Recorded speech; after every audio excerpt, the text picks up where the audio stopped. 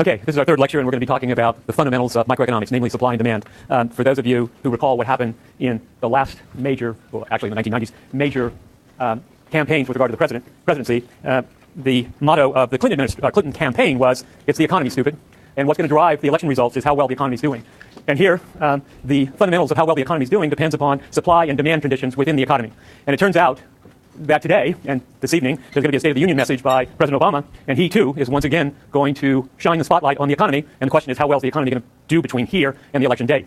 He's also going to talk, of course, about redistribution within the economy, the equity issue, one of the principles we talked about. And the thing, for those of you whose opportunity cost of time is not too high, and you can listen to it, if not live, you can certainly pick it up on YouTube, listen to the pronouncements in the speech that are value judgments versus positive statements, and see if you can train your thought processes to separate the two. All right? Okay, so we're looking at supply and demand. And the kind of questions we want to answer today is what factors affect buyers' demand. When we say demand, we're talking about buyers. When we talk about supply, we're talking about sellers. And remember in our circular flow diagram that we looked at last Thursday, sometimes you're a buyer, sometimes you're a seller. If you look at the households, they are a seller of their labor time, and in contrast, they're buyers in the goods and service markets. Okay, how do supply and demand determine the price? And the price, as we'll see and we've already noted, is the instrument for Adam Smith's invisible hand. Right? It is the instrument that ends up determining how scarce resources are going to be allocated. How do changes in the factors that affect demand or supply, how do they move the market price and the quantity of the good or services that we're analyzing? And then finally, how do markets go about allocating scarce resources? So those are the questions we want to address today. A market is a group of sellers and buyers of a particular good. And it's organized in different ways. If you go to a futures market at the Chicago Mercantile Exchange or the New York Mercantile Exchange, it's very well organized. There are a set of buyers out there where you've got a complete schedule of all their bids for a particular commodity. In contrast, you have sellers, and there's a schedule of their selling prices. There are other markets that aren't nearly as well organized. Your textbook talks about the market for ice cream. If we look at the market for ice cream in Berkeley, it's not run as an auction market, right? There's a number of different ice cream parlors that you can walk into and select your favorite flavor, and it's not terribly well organized, but if it turns out one of the ice cream parlors has prices that are 15% higher than another, it shouldn't surprise us that there are fewer customers in that parlor versus one that has much lower prices, right? Okay, and we're going to look at competitive markets, and some of you will look at this and say, wait a minute, there are very few markets out there that are perfectly competitive. Yes, that's true. But let's start with the simplest representation of a market. Then we'll complicate it by looking at degrees of imperfection in the marketplace. Now, what are the characteristics and attributes of a perfectly competitive market? One, all goods moving through the market are interchangeable. They're the same. They're homogeneous. Buyers and sellers are so numerous in the market that no one seller or buyer can influence the price. All of the buyers and sellers, in other words, are price takers. Right? So, in this lecture, we will assume that all markets are perfectly competitive, and we'll relax this specification as we go on. Okay? You with me? May I go on now?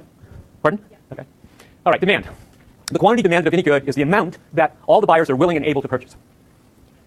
The law of demand makes good common sense, namely, as the price of the good falls, all things constant, all other things equal, the quantity demanded will increase, and of course vice versa. The demand schedule itself is a table showing the relationship between the price of the good and the quantity demanded. And we'll look at a couple of simple examples. Let's look at Helen's demand for lattes. What I have here is different prices on lattes and the quantity of lattes. So you ask yourself, gee whiz, is this a daily demand? I hope not, because I can't imagine anybody drinking 16 lattes in one day. However, let's presume it's a weekly frequency. So this is the weekly demand of Helen for lattes for different prices. And moreover, if you look at the schedule, clearly as the price of lattes goes up, the quantity demanded by Helen falls. So it satisfies the law of demand. And if we take that table, we can graph it and look at what Helen's demand curve is. Going to each of these points and selecting where those points sit in a two-dimensional graph, we can trace out what that demand looks like graphically. And that's exactly what I'm doing here. I'm simply looking at the combinations of the price of lattes and what Helen is prepared to demand at that price. And when I connect all those points, I've got a straightforward linear demand curve, right? Now, clearly, Helen's not the only buyer in the market for lattes.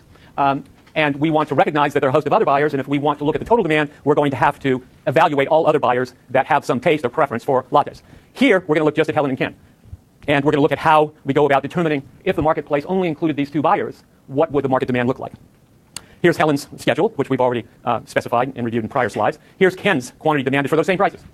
Note that both Helen and Ken see the same prices, and they choose the quantity demanded. And as a result, if we want to get to total demand, we're going to horizontally sum the individual demand of every buyer. Right? So the horizontal summation is total quantity demanded. If I look at a price of $1, it's going to generate, as a sum of their two demands, 21 lattes. Right? And just filling that out, for 0 it's 24, for $1 it's 21, and so on. That's a horizontal summation. Now, clearly, one of the specifications of a perfectly competitive market is there are many sellers, or many buyers and many sellers. I've only graphed here two. Now, if I wanted to do this for many buyers, we would carry on for the balance of this lecture, filling out the total market demand for all the potential buyers of lattes at different prices. But this here is only for illustrative purposes. Okay, so this is the market demand, which all I've done here is traced out as I did before using just Helen. Now I'm using both Helen and Ken to trace out a market demand in which there are two buyers for lattes. Now, this is a two-dimensional graph, right? It only has two variables, price and quantity. And I'm going to repeat this a number of times, because one of the great difficulties for people becoming educated about the use of economic analysis is whether we're moving along a curve or there's a shift in the curve. Clearly, if it's a two-dimensional graph and there's a change in price and everything else is held constant, I'm moving along the curve, right? But if there's a change in some other variable or some other force out there that's not in the two-dimensional graph, namely it's not price or quantity, it's going to end up shifting the demand function if it has a causal influence on demand. Remember our discussion about correlation versus causality? So what are the other factors that might shift the demand curve that are in fact causal? These other price determinants, there are a number that are isolated in your assigned reading for today, and all of those factors, as long as they're not price and or quantity, if they have a causal effect on demand, they're going to shift the demand curve. One of the obvious ones is the number of buyers. As we saw when we added 10, that clearly caused a shift in the demand for lattes. So as we increase the number of buyers, quite clearly, we're going to shift the demand function to the right as we increase the number of buyers. If we decrease the number of buyers, it's going to shift to the left. With regard to an example here, we're presuming that the number of buyers increases the quantity by 5 units for each one of the prices. So tracing that out, we get an expansion or a shift to the right in the market demand. Right? Another shifter variable is income. Quite obviously, if your income goes up, once again, everything else constant, you've got more resources that you can allocate to purchasing whatever goods are consistent with your tastes and preferences. With regard to income, there are two types of effects with regard to income. One, if it's positive, if demand is positively related to income, that's referred to as a normal good. One example would be high-quality restaurants. As your income level goes up, it's a normal good, and as a result, your demand for food and services at a high-quality restaurant, everything else constant, will increase. A second example is an inferior good. An inferior good is when your income increases, but yet the demand schedule for that particular product falls. An example is bus transportation. As your income goes up, you have more options with regard to purchasing automobiles, hiring the services of a taxi instead of taking a bus. So all the empirical evidence is with regard to bus rides, as incomes rise, the demand for bus transport declines. Okay, another set of shifter variables that are very critical that we'll see time and time again is the price of related goods. Two goods are said to be substitutes if the price of one causes an increase in the demand for another. That's why they're called substitutes. Because if you are currently buying one good, but yet the price of another good falls dramatically, you shift from the purchase of one good to the new good that has a lower price, they would be viewed as substitutes. Classic examples are pizza and hamburgers. An increase in the price of pizza increases the demand for hamburgers. Hence, the two are substitutes. And as a result, the demand for hamburgers is going to shift, the curve is going to shift to the right. Other examples of substitutes, Coke and Pepsi. Laptops and desktop computers, CDs and music downloads. All of those are immediately recognized as substitutable goods. Right? However, goods don't have to be substitutes. They can, in fact, be complements. And now you get an opposite in the way of a qualitative effect. The demand for a particular good, when the price of a complement changes, behaves the same way as it would with regard to its own price changing, which is exactly the opposite of what happens with regard to substitutes. Examples of complements, computers and software. If the price of the computer rises, people buy fewer computers and thus less software. Okay? The software demand shifts to the left as a result of that qualitative example. Other examples, closer to home, college tuition and textbooks, those are complementary. Bagels and cream cheese for most people, eggs and bacon for much of the population. Okay? All right, another major shifter is taste. If taste end up changing dramatically, there's some major health discovery that takes place. And this happens with some frequency in the real world, and it causes the demand curve to shift either to the left or the right. One of the most glaring examples is the Atkins diet that became very popular in the 1990s. And that caused an increase in the demand for eggs, and it shifted the demand curve to the right. Right? Up to that point in time, the general view of the population and nutrition specialists advising the public discourse about what's healthy for you and what's not healthy for you, the view was that the egg yolk had a high content of cholesterol, hence you should avoid them. But the Atkins diet comes along and changed that perspective dramatically. We have a question up here? I'm sorry, I couldn't hear you. Would it have what? Would that be a negative version of the This would be a positive version. for cigarettes? Oh, for cigarettes. Yeah, so the discovery of the Yes, that would be no question about it. Yes. It's got to overcome the addiction, right? Okay, another shifter is expectations.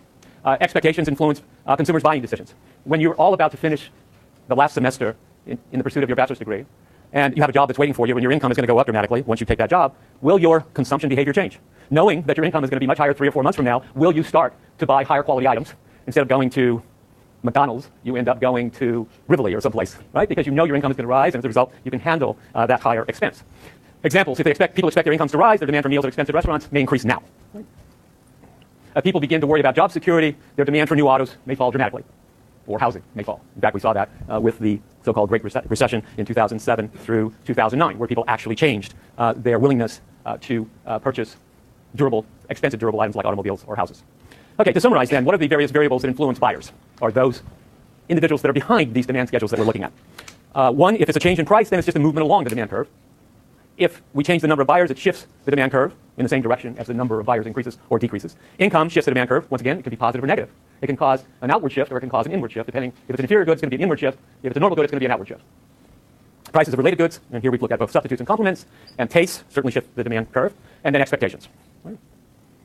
All right, that's our summary. Let's take an active learning example and see if we can apply these basic concepts. And what I want you to think about and discuss with your neighbors, what happens in each of the following scenarios and why.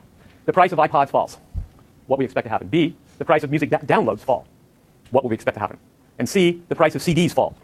And you're all intimately familiar with these various products, right? It's not as though you haven't been faced with these kinds of decisions as a result of changes in incentives. What I've done here is change the incentives and ask what you would expect the response to be. So go ahead and visit for a moment and tell me what the answer is.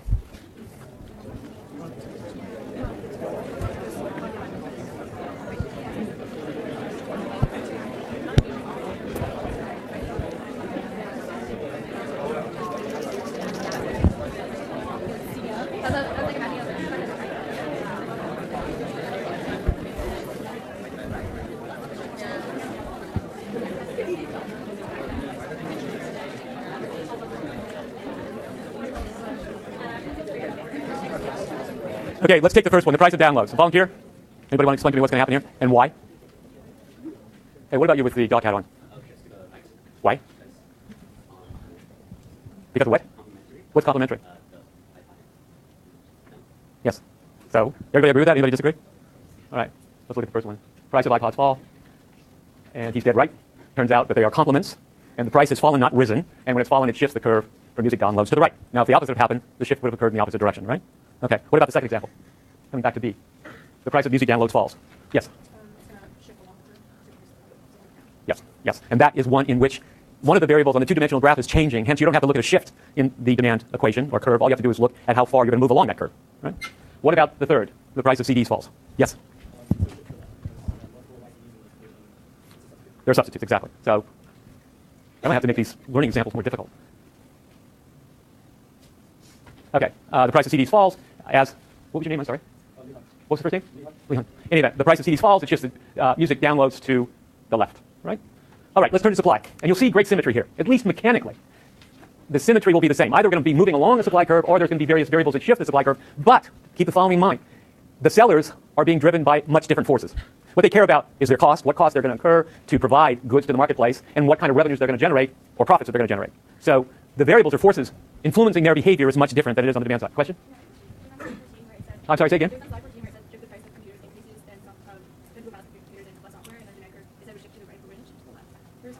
Where does it say it shifts to the left? No, if clearly, we all agree that software and computers are in fact complements, right? So if the price, just follow through the logic, regardless of what 14, I think 14 is right, slide 14. But if the price of computers rises, the demand, if I'm looking now at a two-dimensional graph for just software, the demand for software is going to shift to the left. Right. No, I don't think so. Yeah. Well, I'll go back and look. I hope that's not the case. Go back and look yourself. If it's there, it should be to the left. Okay. All right, supply. The quantity supplied of any good is what sellers are willing and able to sell at a particular price. Similar to the law of supply, demand, the law of supply claims that the quantity supplied of a good rises when the price of that good rises. Again, all else constant. Right? Supply schedule, same mechanics.